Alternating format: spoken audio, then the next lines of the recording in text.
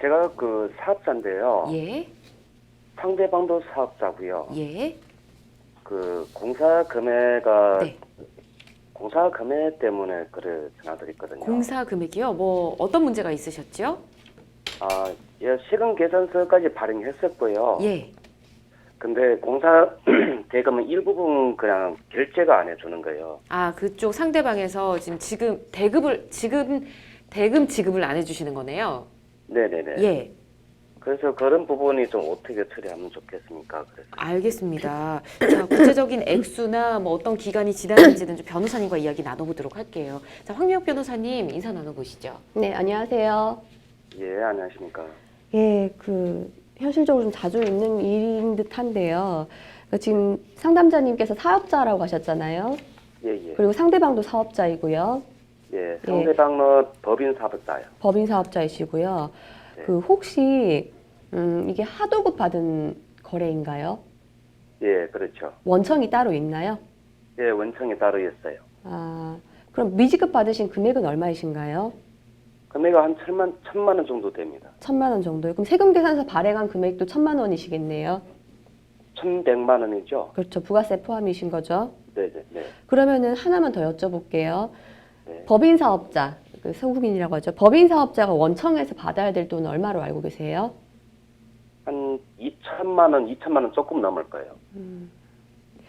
예, 알겠습니다. 일단 돈을 받으셔야 되는데 못 받으셔서 이 부분이 문제이신 것 같은데요. 두 가지로 생각을 하실 수가 있어요. 첫 번째로는 우리 바로 직상수급인인 그 법인 사업자 있잖아요. 상대방. 예, 그 업체를 상대로 해서 1,000만 원을 청구하는 방법. 두 번째로는 원청을 상대로 해서 청구하는 방법 두 가지가 있는데 뭐 법인 사업자인 상대방에 대해서 청구하는 부분은 일반적인 공사대금 청구나 그게 이행이 안 된다고 하면은 법인 사업자 재산의 통장 계좌를 압류하거나 그런 부분인데 예. 특히 이런 식으로 원청이 있고 원청 발주처가 있고 수급인이 있고 우리 같은 하수급인이 있는 구조인 경우에는 중간에 계시는 분들이 사실 대금 전달을 잘못한다거나 아니면은 원청에서 돈 받아서 그 돈을 정상적으로 쓰지 않아서 돈이 다 소진되어 버린다거나 이런 경우가 너무너무 빈번하기 때문에 법에서도 그 하도급법이라고 합니다. 그 법에서도 우리 같은 개인 사업자가 원청에게 직접 청구할 수 있도록 인정을 해주고 있습니다. 혹시 들어보신 적 있으신가요? 아니요, 안 들어봤습니다. 예, 아마 유용하실 텐데요. 결과적으로 원청에게 나는 하수급인이다. 근데 아직까지 1,000만 원을 못 받고 있으니까 원청이 우리 상대방한테 줄 2,000만 원 범위 내에서 내 대금을 직접 달라라고 청구를 하실 수가 있습니다. 그리고요, 저 원청에서 지금 제가 1,000만 원인데, 거기서 한 600 정도 받았어요. 지금 400은 못 받았어요. 그럼 원청에서 이미 직접 청구를 하셔서 600을 수령하신 상황이신 거네요? 예, 그러니까 제가 원청에서 전화하니까 이 법인 사업자한테 이 공사 비용이 그 결제는 혹시 다 했습니까? 그렇게 물어봤더니 저기가 원청에서는 법인 사업자 총검사비가 이게 다 나갔다. 네. 그래서 그 법인 사업자가 저한테 지금 1,000만 원 지금 공사인데 600만 원 지급해주고 400만 원 남는 거 아닙니까? 그러면 400만 원은 이제 네, 예. 말씀 주세요. 예, 그래서 400만 원 지급은 뭐 그냥 공사가 좀 안 좋으니까 공사는 400만 원 좀 안 주겠다.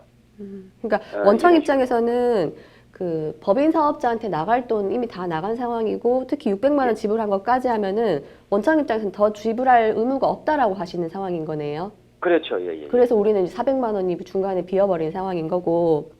예. 근데 이게 안타까운 게 아까 말씀드린 하도급법 같은 경우에는 우리 같은 개인 사업자가 원청한테 직접 지급을 요청하면은 직접 지급하도록 되어 있는데 이제 그건 요청할 수 있다는 부분이고 과연 그 금액의 범위 확정 부분이 전제가 되어야 직접 지급이 가능하지 않겠습니까? 근데 그럴 때 원청 입장에서는 우리가 줄 것은 얼마 범위고 그 부분을 다 줬는데도 불구하고 추가로 지급할 의무는 없잖아요. 예, 그렇기 그렇죠. 때문에 맞는 말씀인 게 600만 원 지불하고 나서는 더 이상은 지불할 게 없다고 하면은 그 원청의 말도 틀린 말이 아닙니다. 그러니까 더 이상 지불할 수가 없는 상황은 맞고요. 죄송합니다. 그리고 그럼 이럴 때는 어떻게 하냐? 부득이하게도 지금 법인 사업자한테 압류라든지 가압류라든지 아니면은 본소 청구한다든지 이렇게 법적 절차를 돌입할 수밖에 없는 상황이긴 합니다. 그렇습니까? 예. 네. 또 더 궁금하신 점은 없으십니까?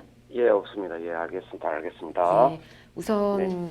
답변을 이렇게 드리고요. 뭐 만족스럽지 못하더라도 일단은 법적으로 말씀을 드렸으니까 일단 한번 다시 연락해 보시기 바랄게요. 자, 계약서를 작성하지 않고 구두로 계약을 하는 분들도 굉장히 많지 않습니까? 이런 네. 공사 같은 경우라도요. 이런 경우 공사 대금을 뭐 다 받지 못했다. 이러면 그 다 돌려받을 수 있는 방법이 있을까요? 저한테도 이제 돌려받을 수 있는지 없는지 여부를 물으시는 경우가 많은데 네. 법에서 판결문을 받을 수 있느냐 없느냐 부분과 판결문을 받았음에도 불구하고 현실적으로 돈을 추심할 수 있는지 없는지 부분은 좀 구분하셔서 보셔야 됩니다. 예. 그러니까 판결문을 받는다는 거는 굳이 계약서가 있지 않아도 상관없습니다. 늘 이 문제가 자주 법률 상담에서 나오는 것 같은데요. 꼭 문서로 된 계약서만 작성되어 있어야만 네. 계약 성립 사실이 입증되고 그런 건 아닙니다. 다만 구두도 가능하지만 구두로 한 경우에는 대금이 얼마인지 지급 기간이 얼마인지 방법은 어떤지에 대해서 대개는 꼼꼼하게 말씀을 못 나누시는 경우가 많으니까 계약 체결 사실만 입증된다고 해서 되는 게 아니라 세부적인 내용까지 입증을 요구한다고 하면은 좀 부실한 경우가 많아서 그렇지 네. 구두 자체도 계약은 성립합니다. 아. 이제 근데 그러면은 여튼 구두로 인한 계약 사실을 입증함으로 인해서 판결을 받으셨다.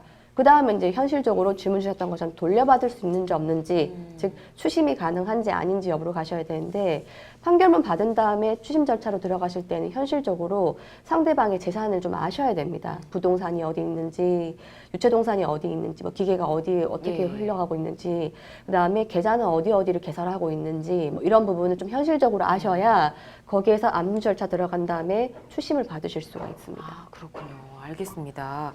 근데 뭐 이럴 수도 있을 것 같습니다. 원청에서 뭐 공사 비용을 줄였다라는 이유로 약속한 대금을 지불하지 않고 뭐 일부 줄여서 지불을 한다든지 이런 경우도 있을 수 있지 않습니까? 좀 계속해서 대금 지급을 거절을 하게 된다. 그러면 어떤 방법이 있을까요? 아까도 그 상담자님께 잠깐 말씀드렸는데요. 예. 하도급법에서도 이야기를 하는 게 1번 원청에서 하수급인이 우리한테 직접 지급할 수 있습니다. 있지만 그 직접 지급 한도가 있습니다. 발주자가 직접 지급 한도가 발주자는 원사업자, 그러니까 법인사업자인 거죠. 원사업자에 대한 대금 지급 의무 범위 안에서만 네. 하도급 대금에 대한 직접 지급 의무를 부담하고 있다는 게 하도급법 시행령에 있기 때문에 어쩔 수 없습니다. 원청에서 공사 비용을 줄였다 아니면 이미 지불했다라고 한다고 하면은 우리 입장에서는 그 원청에다가 더 달라고 할 수는 없는 상황이고요. 원청도 지급 거절의 권한이 있으니까 예. 이럴 경우는 어쩔 수 없이 우리 상대방의 법인 사업자의 재산에 대해서 추심 절차 들어가실 수밖에 없습니다. 아,